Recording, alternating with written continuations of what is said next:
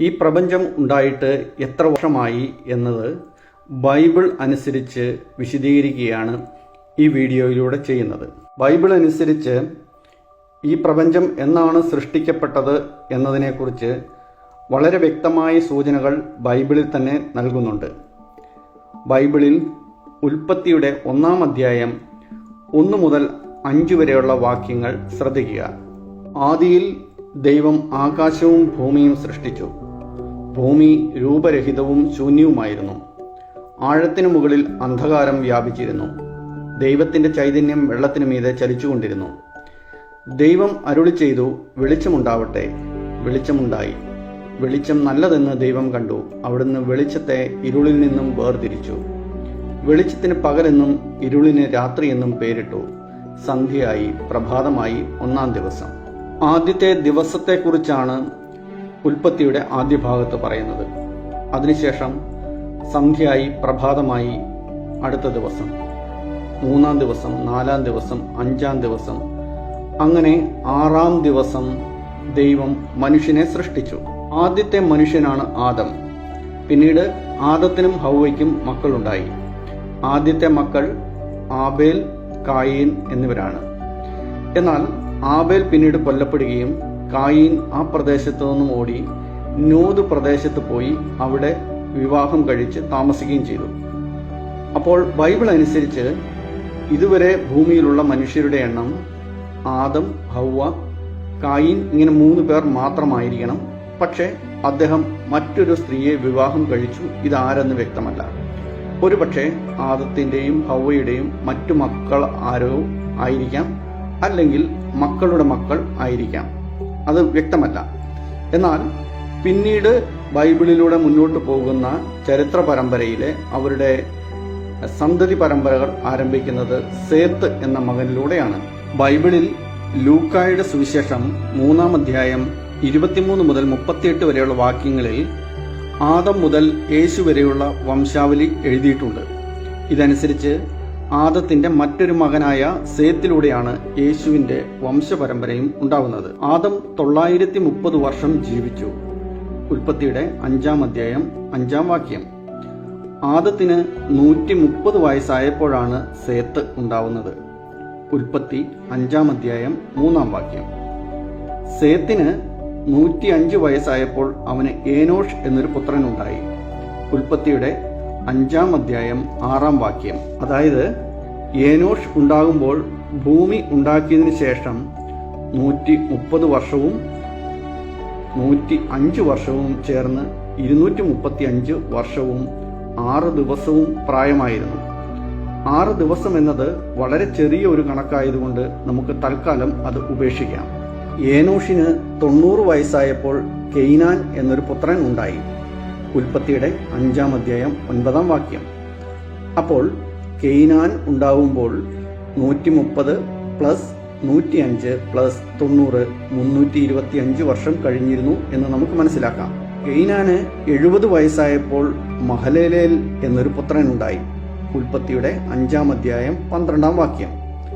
അപ്പോൾ ഭൂമി ഉണ്ടായി കഴിഞ്ഞ് ഇതുവരെ 325 അധികം 70 395 വർഷം കഴിഞ്ഞിരിക്കുന്നു. മഹാലലേലിന് 65 വയസ്സായപ്പോൾ യാരദ് എന്ന ഒരു പുത്രൻ ജനിച്ചു. ഉൽപ്പത്തി 5:15. അതായത് യാരദ് ജനിച്ചത് ഭൂമിയും പ്രപഞ്ചവും ഒക്കെ ഉണ്ടായതിനു ശേഷം 395 അധികം 65, അതായത് 460 വർഷം കഴിഞ്ഞാണ്.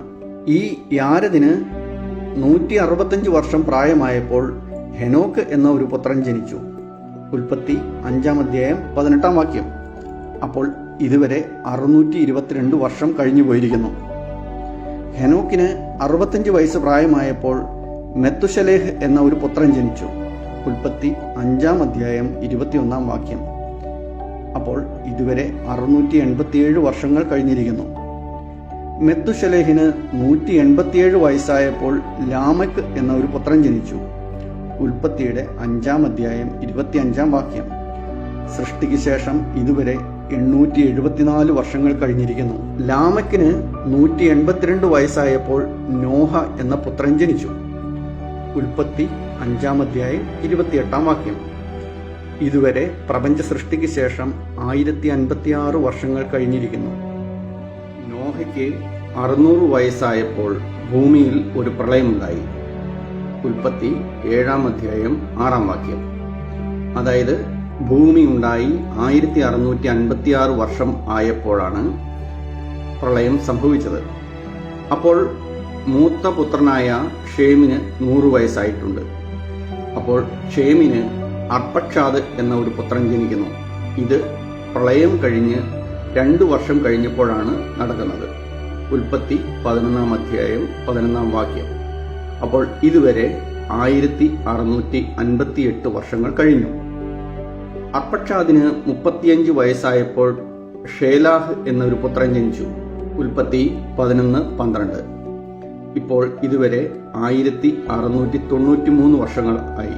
ഷേലാഹിന് 30 വയസ്സായപ്പോൾ ഏബർ എന്നൊരു പുത്രൻ ജനിച്ചു. ഉൽപ്പത്തി 11-14. ഇതുവരെ 1733 വർഷങ്ങൾ. ഏബറിന് 34-ാമത്തെ വയസ്സിൽ പെലേഗ് എന്ന ഒരു പുത്രൻ ഉണ്ടായി. ഉൽപ്പത്തി 11-16. ഇപ്പോൾ 1757 വർഷങ്ങൾ മാത്രമേ കഴിഞ്ഞിട്ടുള്ളൂ എന്ന് ഓർക്കുക. പെലേഗിന് 30-ാമത്തെ വയസ്സിൽ റവു എന്ന ഒരു പുത്രൻ ഉണ്ടായി. ഉൽപ്പത്തി 11-18. ഇതുവരെ ആദ്യം മുതൽ 1787 വർഷങ്ങൾ കഴിഞ്ഞിരിക്കുന്നു. റെവുവിന് 32 വയസ്സായപ്പോൾ സെറൂഗ് എന്നൊരു പുത്രൻ ജനിച്ചു. ഉൽപ്പത്തി 11-20. ഇപ്പോൾ ഇതുവരെ 1819 വർഷങ്ങൾ കഴിഞ്ഞിരിക്കുന്നു. സെറൂഗിന് 30 വയസ്സായപ്പോൾ നാഹോർ ജനിച്ചു. ഉൽപ്പത്തി 11-22.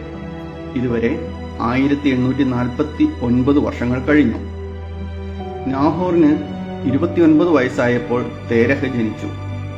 ഉൽപ്പത്തി 11-24. ഇതുവരെ 1878 വർഷങ്ങൾ കഴിഞ്ഞിരിക്കുന്നു. തേരഹിന് 130 വയസ്സായപ്പോൾ അബ്രഹാം ജനിച്ചു. ഉൽപ്പത്തി 11-26. അങ്ങനെ പ്രപഞ്ച സൃഷ്ടി മുതൽ അബ്രാഹാം ജനിക്കുന്നതുവരെ 2009 വർഷങ്ങൾ കഴിഞ്ഞുപോയി. അബ്രാഹത്തിന് 100 വയസ്സുള്ളപ്പോഴാണ് ഇസ്ഹാക്ക് ജനിക്കുന്നത്. ഉൽപ്പത്തി 21-5. ഇപ്പോൾ 2109 വർഷങ്ങൾ കഴിഞ്ഞു. ഇസ്ഹാക്കിന് 60 വയസ്സുള്ളപ്പോൾ യാക്കോബ് ജനിച്ചു. ഉൽപ്പത്തി 25-ാം അധ്യായം 26-ാം വാക്യം. ഇപ്പോൾ ഇതുവരെ 2169 വർഷങ്ങളായി. യാക്കോബിന് 130 വയസ്സ് പ്രായമായപ്പോൾ അദ്ദേഹം ഈജിപ്തിൽ എത്തി. ഉൽപ്പത്തി 47-9. ഇതുവരെ 2299 വർഷങ്ങൾ ആയി. ഇതിനിടയിൽ അബ്രാഹാം തന്റെ 75-ാമത്തെ വയസ്സിൽ ദൈവത്തിനു വേണ്ടി ഒരു ബലി അർപ്പിച്ചപ്പോൾ പക്ഷികളെ നടുവെ പിളർക്കാത്തതിന് ദൈവം അദ്ദേഹത്തെ ശപിച്ചിരുന്നു. 430 വർഷം അദ്ദേഹത്തിന്റെ പിൻതലമുറക്കാർ അടിമത്ത ജീവിതം നയിക്കണം എന്നതായിരുന്നു ആ ശാപം. ഇസ്രായേൽക്കാർ ഈജിപ്തിൽ 430 വർഷം അടിമത്തത്തിൽ കഴിയുകയും അതിനുശേഷം അവിടെ നിന്നും അവർ പുറപ്പാട് ആരംഭിക്കുകയും ചെയ്തു. പുറപ്പാട് 12-ാം അധ്യായം 40-ാം വാക്യം.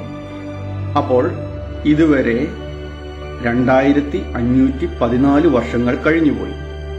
അങ്ങനെ ഈജിപ്തിന്റെ അടിമത്തത്തിൽ നിന്നും പുറപ്പെട്ട ആളുകൾ കാനാൻ ദേശത്ത് എത്തിയതിനു ശേഷം പുറപ്പാടിന്റെ 480-ാമത്തെ വർഷം സോളമൻ ജെറുസലേം ദേവാലയത്തിന്റെ പണി ആരംഭിച്ചു.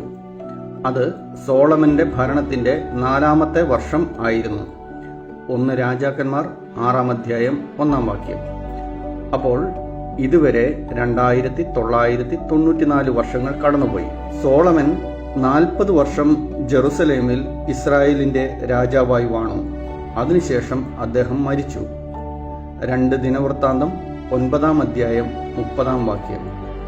അപ്പോൾ ഇതുവരെ 3030 വർഷങ്ങൾ കടന്നുപോയി. സോളമന് ശേഷം റെഹോബോവാം 17 വർഷം രാജാവായിരുന്നു. 2 ദിനവൃത്താന്തം 12-ാം അധ്യായം 13-ാം വാക്യം. അതിനുശേഷം അബിയ 3 വർഷം രാജാവായിരുന്നു.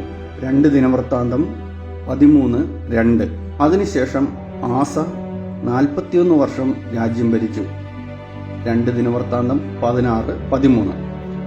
തുടർന്ന് മകനായ യഹോഷഫത്ത് രാജാവാവുകയും 25 വർഷം രാജ്യം ഭരിക്കുകയും ചെയ്തു.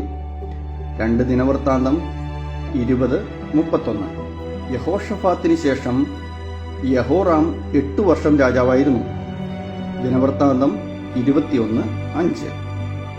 യഹോറാമിന് ശേഷം മകനായ അഹാസിയ രാജാവായി. 1 വർഷത്തിനു ശേഷം അഹാസിയ മരണപ്പെട്ടു. 2 ദിനവൃത്താന്തം 22:2. തുടർന്ന് അത്താലിയ 6 വർഷം രാജാവായി ഭരണം നടത്തി. ദിനവൃത്താന്തം 22:12. അത്താലിയയ്ക്ക് ശേഷം അഹാസിയയുടെ പുത്രനായ ജോഷ് 40 വർഷം ജെറുസലേമിൽ ഭരണം നടത്തി. 2 ദിനവൃത്താന്തം 24:1. ജോഷിന് ശേഷം മകൻ അമാസിയ 29 വർഷം രാജ്യം ഭരിച്ചു. 2 ദിനവൃത്താന്തം 25:1. തുടർന്ന് അമാസിയയുടെ മകൻ ഉസിയ 62 വർഷം രാജ്യം ഭരിച്ചു. 2 ദിനവൃത്താന്തം 26:3. തുടർന്ന് മകൻ യോഥാം 16 വർഷം രാജാവായി തീർന്നു. 2 ദിനവൃത്താന്തം 27:1. അതിനുശേഷം മകൻ ആഹാസ് 16 വർഷം ഭരിച്ചു. 2 ദിനവൃത്താന്തം 28:1. തുടർന്ന് അഹാസിന്റെ മകൻ ഹെസക്കിയ 29 വർഷം രാജ്യം ഭരിച്ചു. 2 ദിനവൃത്താന്തം 29:1. ഹെസക്കിയായ്ക്ക് ശേഷം മനാശെ 55 വർഷം രാജ്യം ഭരിച്ചു. 2 ദിനവൃത്താന്തം 33:1.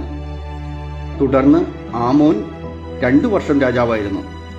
2 ദിനവൃത്താന്തം 33:21. തുടർന്ന് മകൻ ജോസിയ 31 വർഷം രാജാവായി വാണു.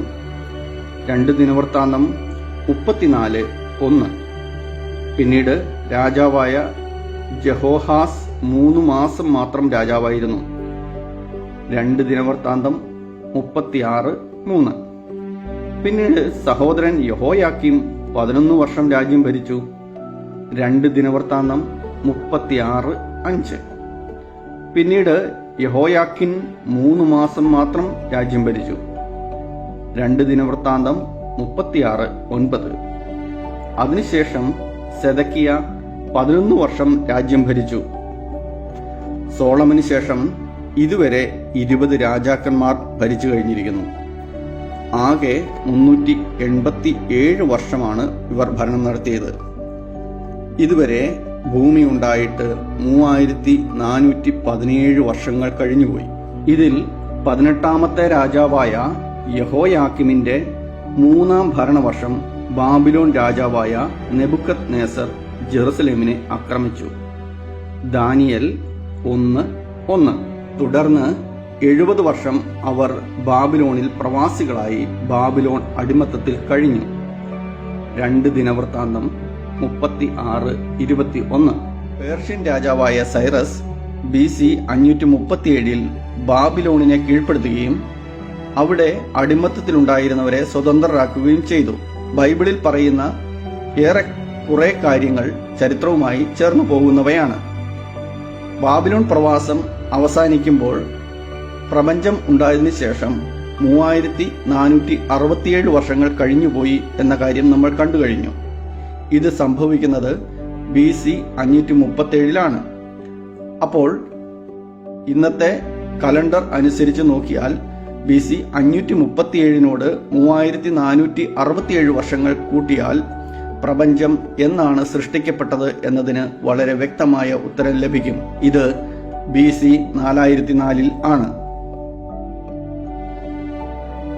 ബാബിലോൺ പ്രവാസത്തിന് കാരണക്കാരനായ സൈറസ് മുതലുള്ള ഒട്ടനവധി പേർഷ്യൻ രാജാക്കന്മാരുടെ പേരുകൾ ബൈബിളിൽ പരാമർശിക്കുന്നുണ്ട്. ഇത് ചരിത്രവുമായി ഏറെക്കുറെ ചേർന്നു പോകുന്നതാണ്. സൈറസിന് ശേഷം കാമ്പസ് രണ്ടാമനാണ് രാജാവാകുന്നത്. അതിനുശേഷം ബാർദിയായും പിന്നീട് ദാരിയോസ് രണ്ടാമനും അതിനുശേഷം സർസെക്സും അതിനുശേഷം അർത്താർസക്സസും രാജാക്കന്മാരായി. ഇതിൽ ദാരിയൂസിനെയും സെർസക്സിനെയും അർത്തസക്സസിനെയും കുറിച്ച് ബൈബിളിൽ പല കാര്യങ്ങളിൽ പറയപ്പെടുന്നുമുണ്ട്. അപ്പോൾ ഇതുവരെ നമ്മൾ കണ്ടെത്തിയത് പ്രപഞ്ചം ഉണ്ടായത് 4004 BC എന്നാണ്.